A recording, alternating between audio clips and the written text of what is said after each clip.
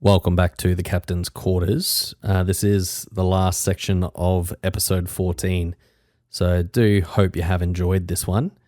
I think my performance has been pretty decent and probably one of the best playlists I've put together, I reckon.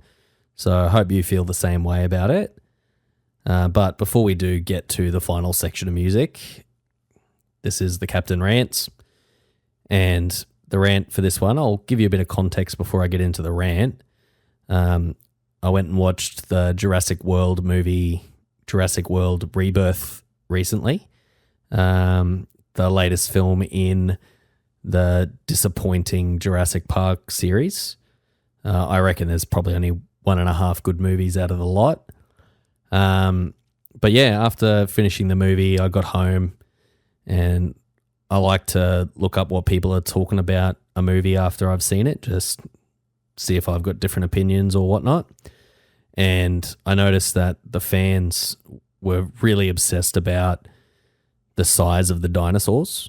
So from scene to scene, it appears that they change size, probably just to make things look cooler. So the big mutant dinosaur at one point in this one eats a helicopter. So they're like showing helicopters in its mouth and then showing it in different places to be like, look how they make it too big.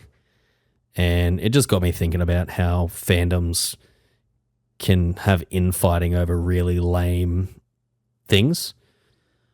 Another example that I've got is a few years ago, Slipknot got rid of their drummer at the time, Jay Weinberg.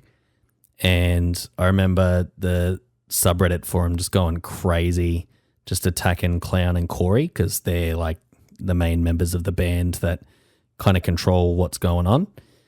And probably the low light from it was someone posted this picture of past members of the band standing around. And then I think it was Clown had a gun pointed at him. And like we're talking Joey Jordison and Paul Gray, they even had like halo rings around them because they're dead. And I just couldn't believe how psychotic a response it was to just a dude's contract not being renewed for his role in a band. So yeah, that's today's rant, just about fandoms being crazy and how ridiculous that can get over something that, you know, it's just meant to be an enjoyable bit of entertainment that you do to make your life a bit better. Speaking of entertainment, making your life a bit better, we'll get into that last section of music now. There are 3 tracks here that were from that live show I saw a little while back with The Lost Animal. The support acts that night were Eggy, bit of a psychedelic type band, and Solo Korea, a solo artist doing some alternative trouble. Their songs A Toast to Good Health and Spender I thought were pretty cool. Lost Animal, their track Lose the Baby is the one I've selected. And the reason for it was right at the end of the night, like they were probably halfway through their set. That's Lost Animal are. And this crazy lady just comes into the area. She's like, oh my God, Lost Animal. Have they played Lose the Baby? Have they played Lose the Baby? They had already played Lose the Baby, and she's like singing along to all the songs. And like she obviously liked the band more than me, or knows them better at least anyway. But it was just very funny to me that she missed like the whole thing. And she was just a wild character.